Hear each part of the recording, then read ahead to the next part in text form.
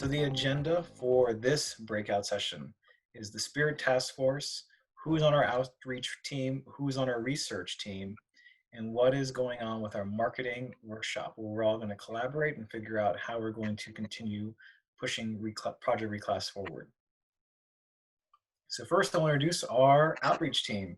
We have 4 dedicated members, starting first with Hiro, then moving on to Tara, Jessica, and Melissa.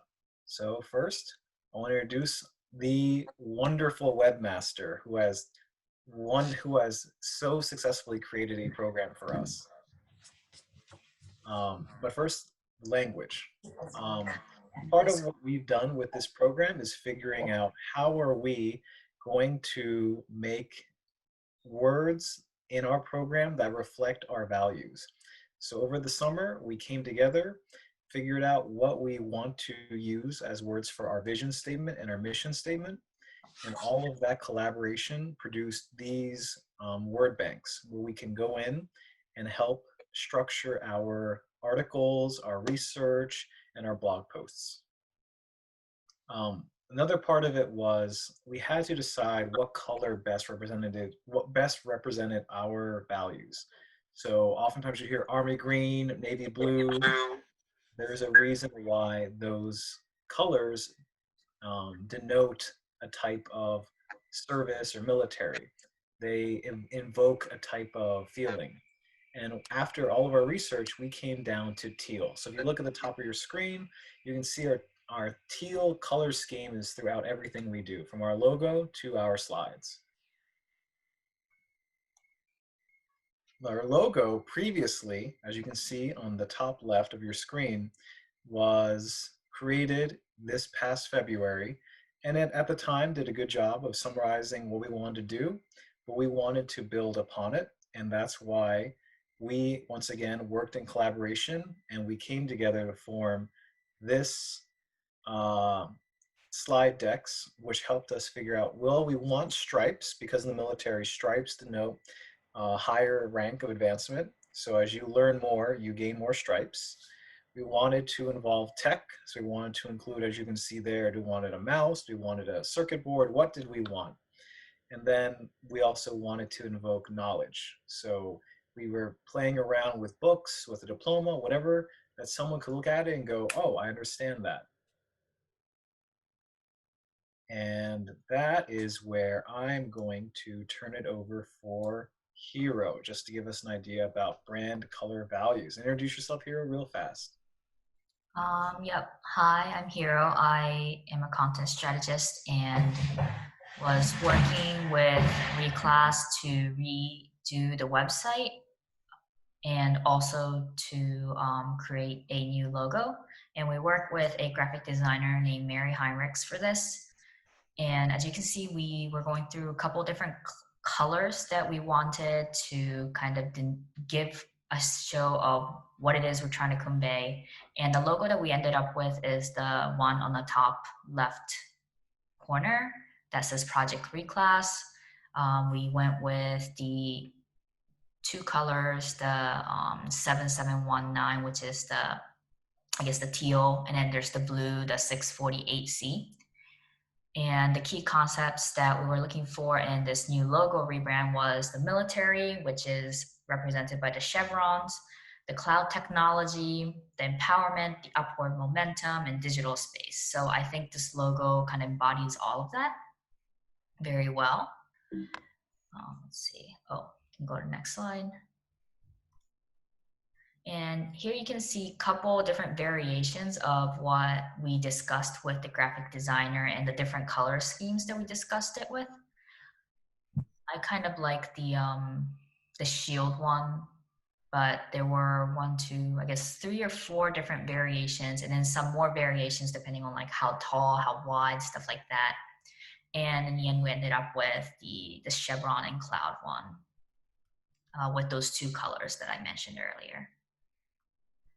One of the biggest components was that it scales very well. So if you see the middle left on Project Reclass, it's the one that looks like a shield, but when it's small, you can kind of see it kind of squishes. So it doesn't do very well on mobile and smaller screens.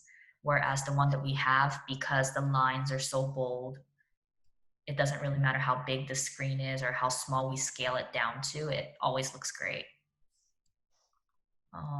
Next slide. And so this is the last, I guess this is the one that we picked out, and there's a couple variations to it depending on what situation we're trying to use it in. Next slide. And the project that I was really working with is the website. So the screenshot you see on the PowerPoint right now is Project Reclass's website that was hosted on Wix. And I guess it did its job in showing that, hey, we exist, but we weren't really sure what kind of story it was telling, who it was for, what kind of information we wanted to convey to the audience. So if you go to the next slide, we did a complete revamp of it on WordPress. And we tried to use less words and more imagery and just kind of telling you exactly what we are doing, what we're standing for. And one of the things that we really focused on was stuff like getting our 4 branches and mission statements and stuff like that really nailed out, so that it's very easy for someone who visits our website to immediately understand what it is that we stand for and what we're trying to do. Next slide.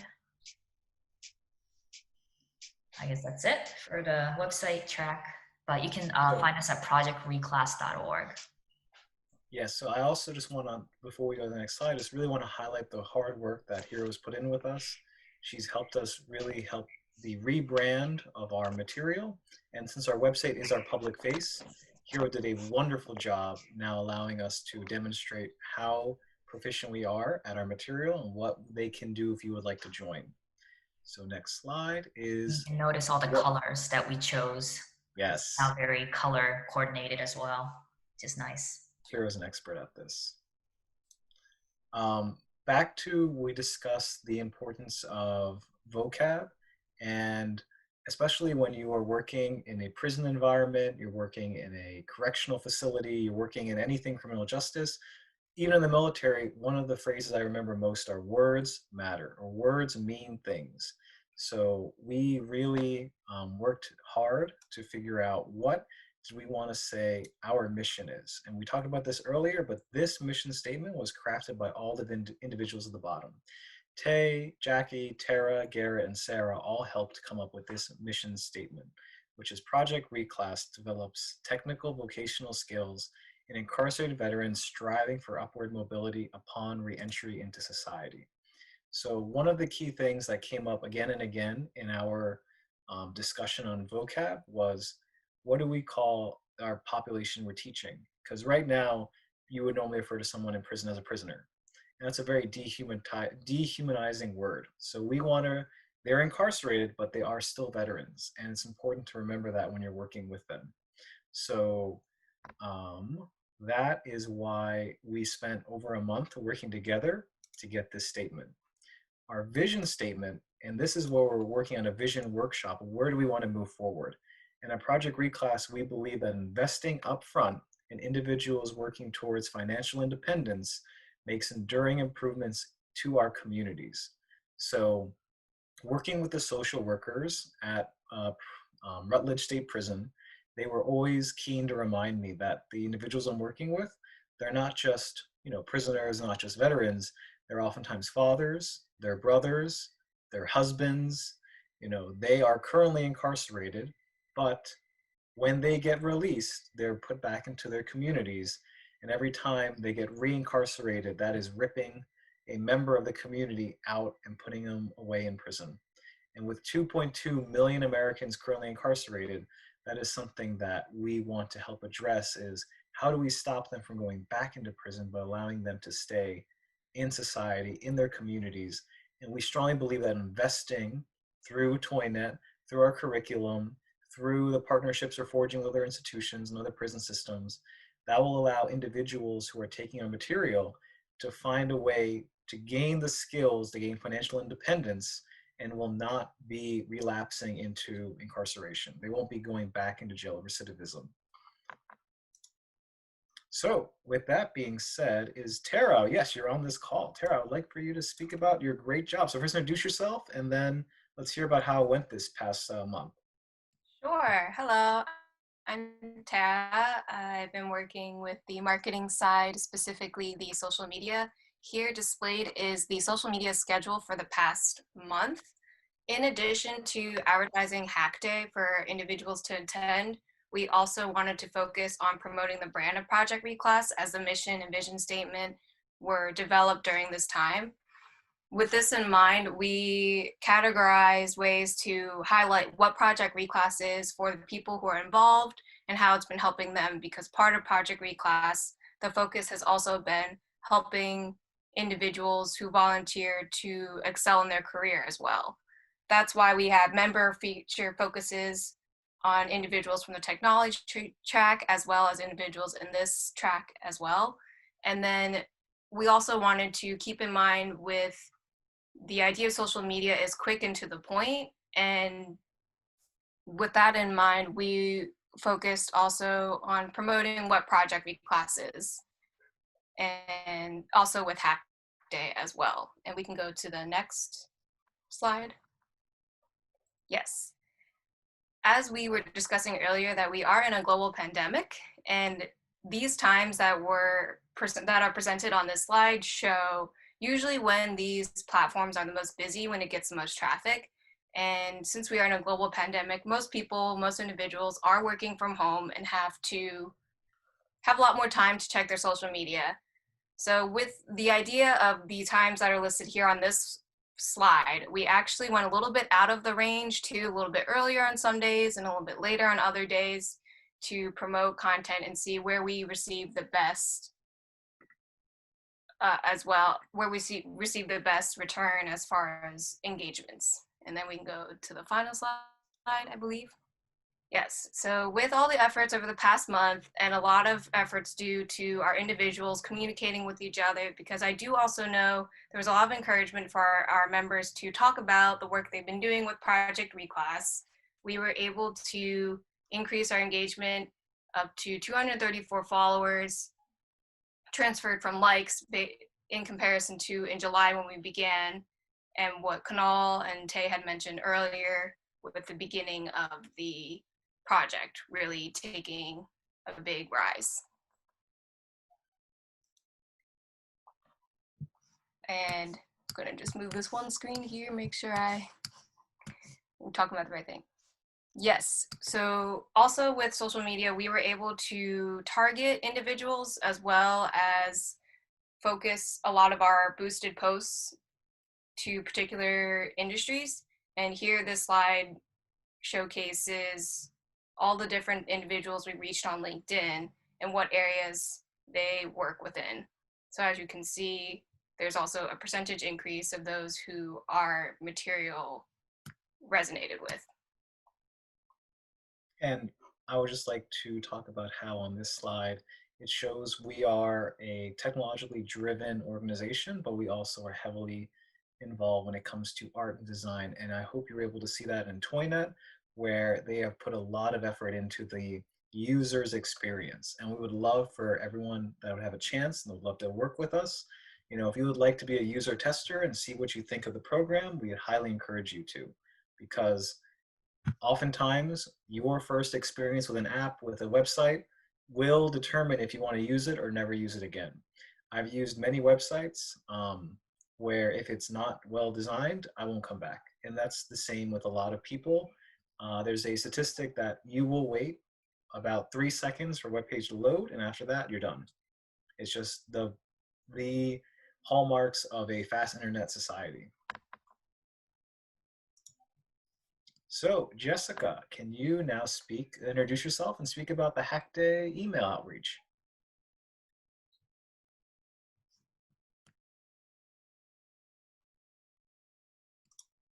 I believe Jess is actually in the other track at the moment, but would you be able to speak more on this, Yeah, Kunal? I can speak this because we were working on this morning. So many of you received an email this morning about our outreach, and Jessica has been instrumental in establishing our MailChimp presence and our MailChimp templates. So as you can see right here, that was the graphic created by our UX designer Cecil, and then we were using that in all promotional material. And then we were then sending out emails to remind you, hey, Hack Day is this many days away. Hey, Hack Day is today. So Jessica worked tirelessly with MailChimp, our email account with G Suite, everything that was required so that we could get you to come today. Jessica also has been very keen on working with all our members as an outreach member. So she interacted with everyone currently involved. And part of what we wanted to encapsulate for our summer was a montage of photos that highlighted everyone's contributions. So everyone spelled out Project Reclass, and this was one of our promotional materials. As you can tell by my photo, I'm currently at work where I normally live, and everyone else was able to show off something that's unique about them or like what they like to highlight. Jessica also was able to draft and prepare edits on every member or every buddy we worked with. So on the left, you will see she did a description of Cecil and Theo, you know, what they've done for Project Reclass, what they want to do, and where they see themselves going from this point on. So together with these articles on the left, she would then interview our buddies. So on the right, if you had a chance to read his bio, that is A-Rod. He was a former cyber officer, now works at Microsoft, and he works with us, helping us figure out, you know, how do we want to design our user interface? How do we want to design the backend tech? And he's very passionate about the transition. So even though he is out of the Army, he wants to help others if they want to transition out of the Army, or in my case, I want to go into the branch he was just in, which is Army Cyber. So he's very helpful to all our buddies. Hiro, as you heard earlier, she's very knowledgeable when it comes to website design, to promotion, and we did a membership feature on her, just explaining, you know, what she's done for Project Reclass, what she does on the outside, and where does she want to go next. So Jessica was the one who did all of the research, and Melissa is the one who helped edit all of these and help them get published. And with that being said, I turn the floor over to Melissa. So please introduce yourself and talk about what you were able to contribute with one of these. Thank you, Kunal. Hi, my name is Melissa Richardson. What was that? Can you hear me? Yes. Yeah. Okay, just making sure. So I'm Melissa Richardson. I am a freelance copywriter, and I am a relatively new addition to the Reclass team. I actually found out about Project Reclass through my husband, Scott Richardson, who you may remember from the last session from his ToyNet demonstration. He is the software team lead for Project Reclass, and he is active duty military currently, and so we are a little military family, and that's a part of why Project Reclass's mission became something that was so important to me and to both of us. My goal as a writer was to bring light to human rights issues, and this was something that really deeply aligned with my personal goals.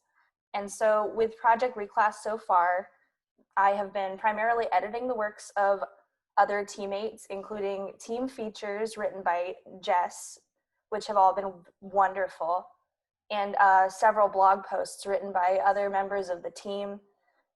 And I'm looking forward to making several blog posts in the coming weeks. But as of currently, one of the main long form pieces that I have written was this member feature for Scott, my husband.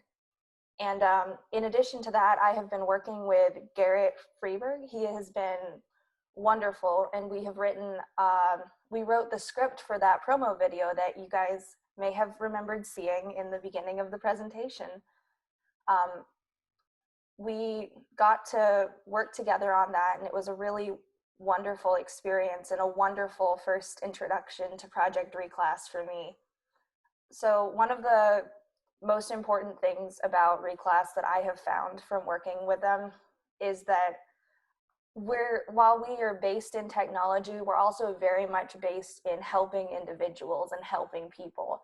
And that's part of why the vision track approach that we're on here today and this human-centered approach to technology and helping people reclassify themselves is so important. And that's why it's so important to express it through writing. When it comes to team features, you get to know the team intimately and you get to learn more and more about them and really see the ways that Reclass is helping even its own members within the organization reclassify themselves. And with blogs, you can explore long-form topics related to our overarching mission. And you can use the various forms of long-form content that you can find in the blog posts that we've been making to reach various groups of people, from active duty military to veterans to formerly incarcerated people to military spouses, educators, technologists, and the like. And the next slide is just a brief overview of the video and the work that was put into it. We have a fantastic team working on the media that we've put together for Reclass.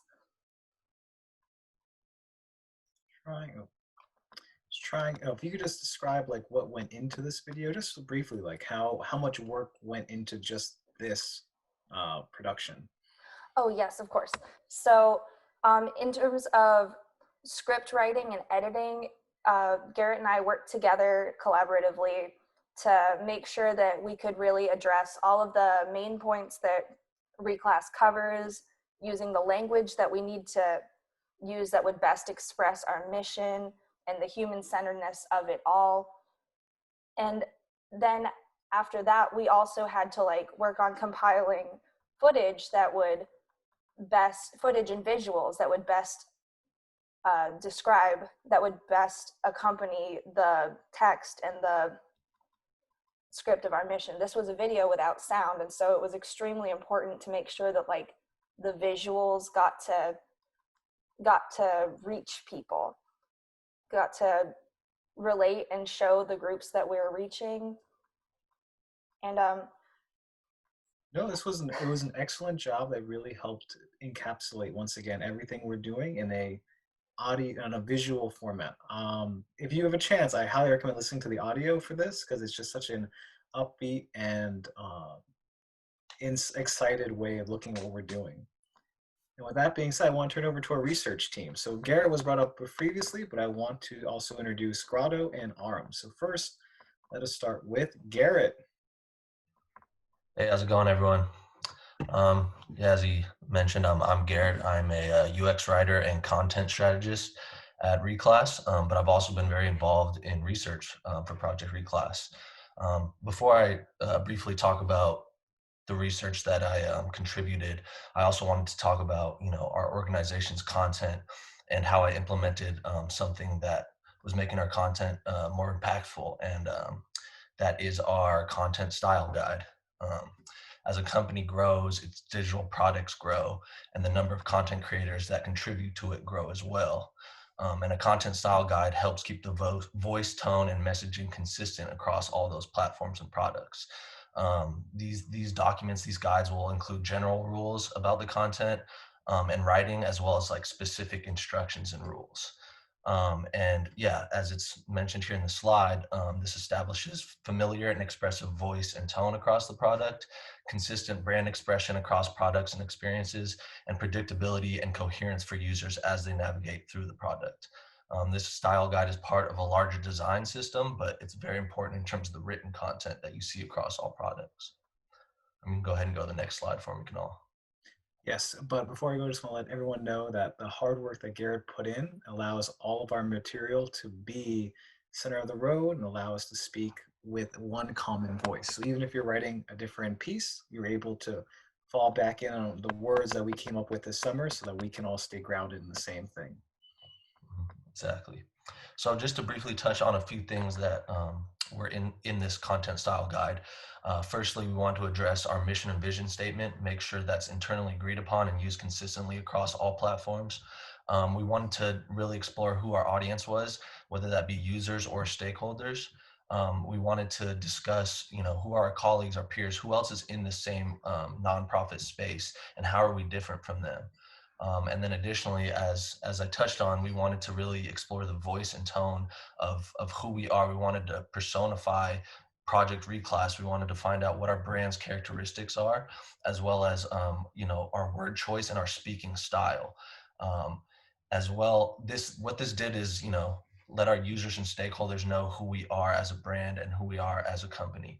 And then finally, what this content style guide had was specific instructions and rules, even for the smallest of things regarding written content, whether it be capitalization, when to use sentence case, commas and periods, when to use the word and or an ampersand, as well as point of view narrative, when to use first person, third person, things like that, and making sure that was consistent across all products.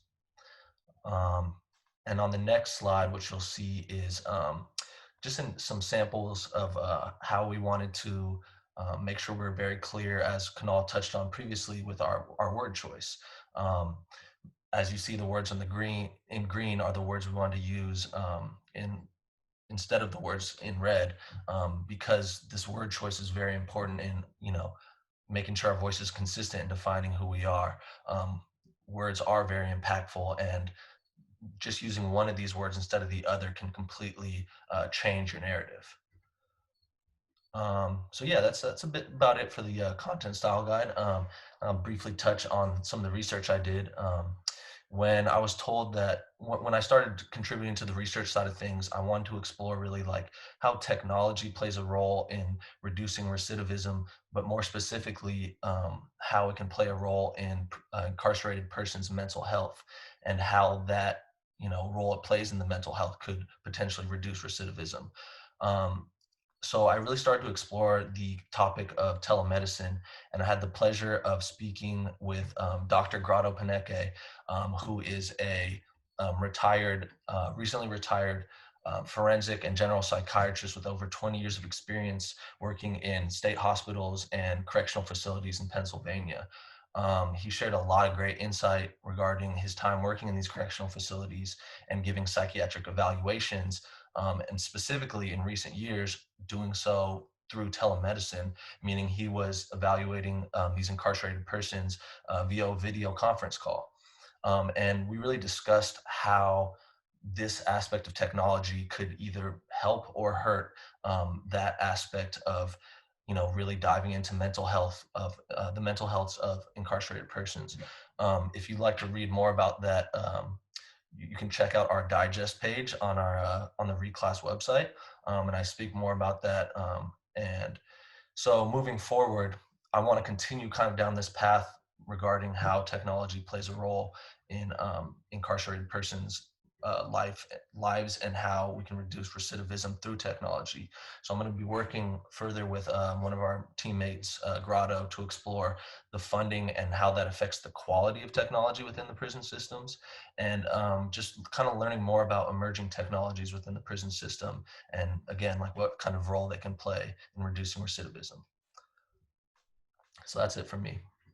And now, and like I said, so if you've not had a chance, I highly encourage you to read Garrett's blog post on projectreclass.org, which details his research into this field of how tech is entering prison in a different way than many expect. Thanks. So now I'd like to introduce Grato. If you can introduce yourself and speak briefly about like what we're working on.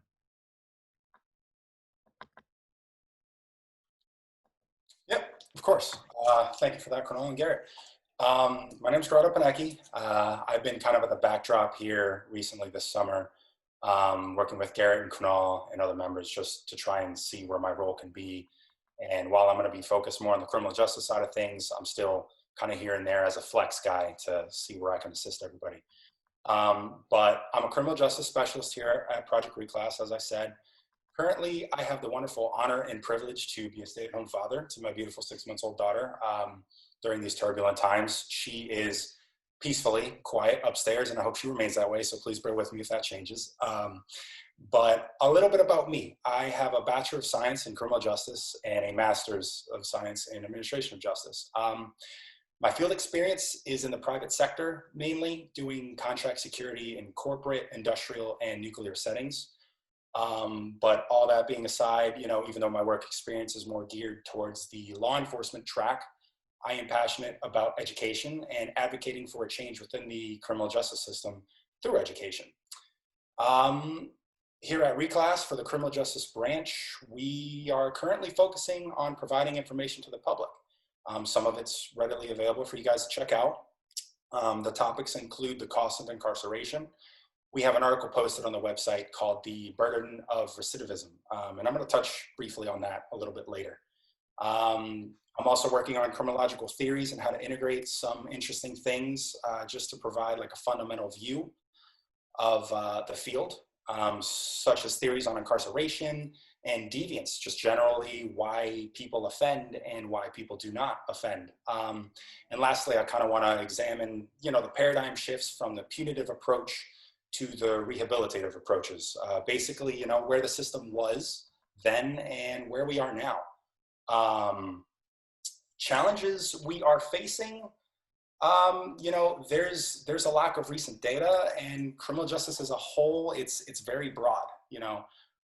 We're trying to narrow our focus and keep our content relative to our mission and just relative to the interests of our audience, the people we're working with, and you guys who are interested in seeing and potentially joining.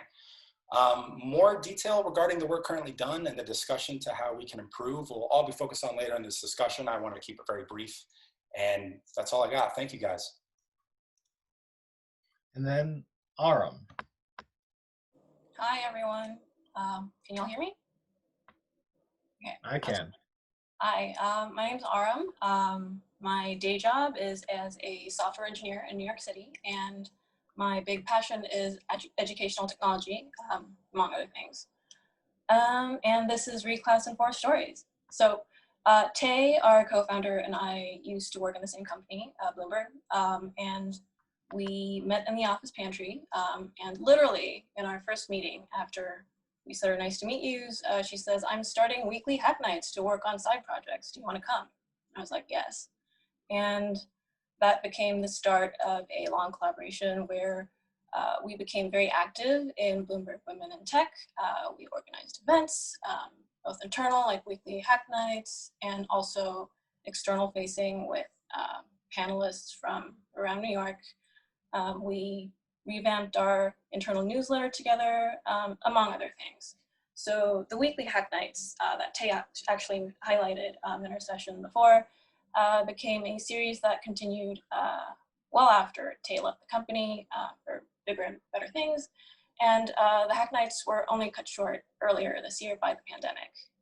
And it happened again. I was texting Tay about what she's doing during lockdown, and she says, I'm doing a nonprofit to teach computer networking to incarcerated veterans.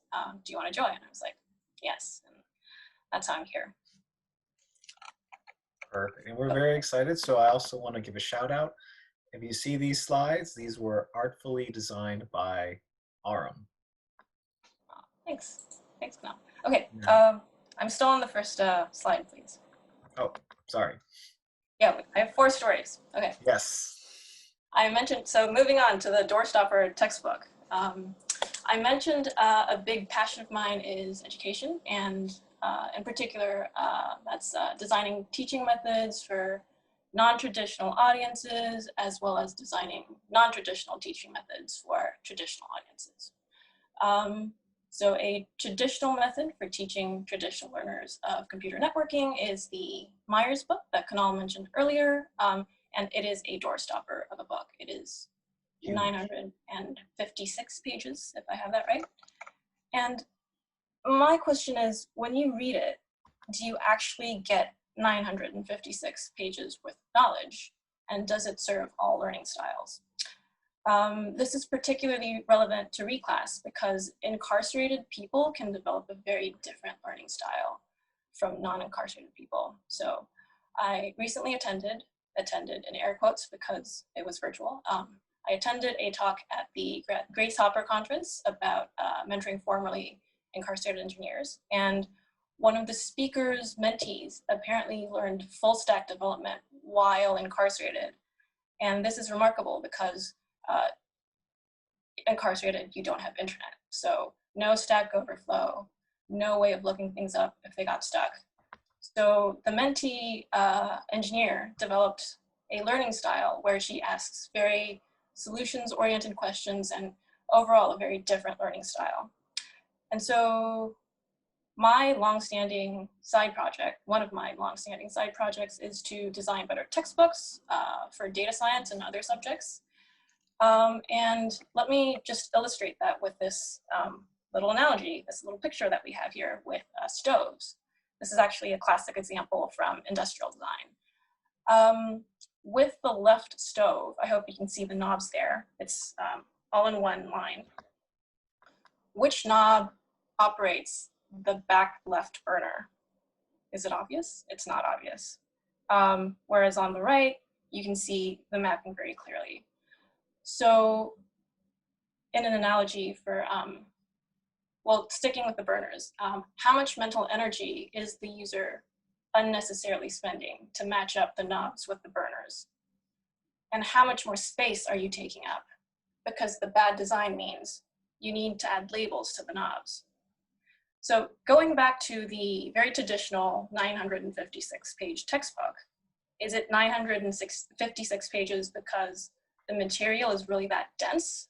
Or is it 956 pages because there are unnecessary mental hoops for certain people? So say you're trying to find and train the best engineers. The analogy here is finding who the best cooks are. So with the left stove, are you finding people who are good cooks, or are you finding people who are good at using wonky stoves? Okay, so I want to briefly mention here that it's not only about what I give to Reclass, it's also about what Reclass gives to me. So if you didn't have a chance to read Tay's blog post on projectreclass.org, designed by our great Hiro, about the origins of Toynet, I'd very much encourage you to go and read it because it's a good read. The short version is Tay built Toynet not only for the greater good of society, but also for herself. So she wanted to transition into site reliability engineering, and building Toynet for Reclass was a way for her to prove to prospective employers that she can do it. And it's a similar story with me. I believe in the Reclass mission, and that's why I want to help. But I also volunteer with Reclass in part to build up my own cred in the field of education. So actually, I do some of it at work. I volunteer with the company's training team, and I teach engineering interns, but volunteering with Reclass lets me do a whole lot more, like designing, help designing an entire curriculum. And in the next quarter, I'm going to start designing and implementing A/B testing around the content. So do volunteer with us with Reclass for an opportunity to do something you're passionate about. That might be a little removed from your day job. It helps you advance your career in different directions. And I'll also mention that last quarter, I helped manage Reclass's vocational program for engineers. So I helped set up practice interviews, mock interviews with engineers in our network. So if you're brilliant but nervous in job interviews, we help you practice. I'll just briefly mention how I ended up working on the Hackday slides. So when I joined Reclass, I didn't start off with the research team because software engineering is my day job, so it seemed natural for me to join the tech team. My role was to build out the curriculum module, and also to give myself a crash course on everything the other tech teams were doing so I can liaise between them and the curriculum team, which was kind of removed. But because the tech specs of this module would necessarily have to be informed by the content, my role became increasingly about analyzing the aforementioned doorstopper textbook and research and content. So, and then Hackday today was imminent, and it was all hands on deck at Reclass.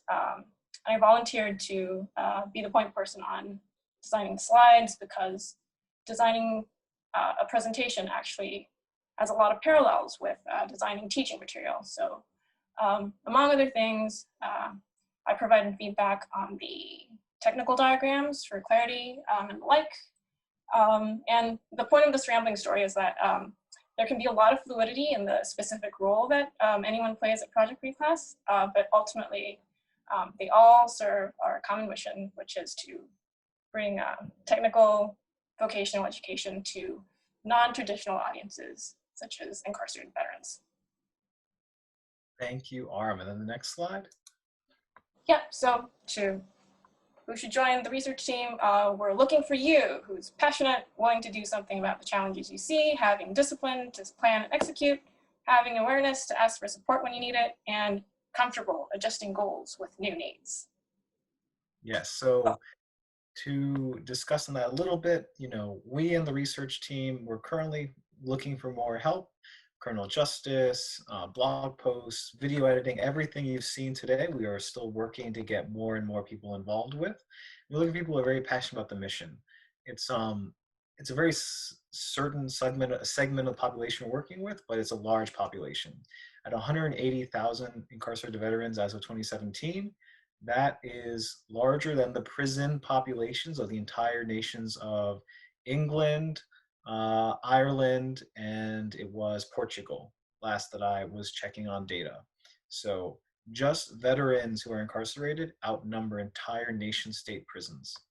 And that combined with how we want to expand into a larger prison system, or into to all prison systems, just shows, that's where we want to put our effort into.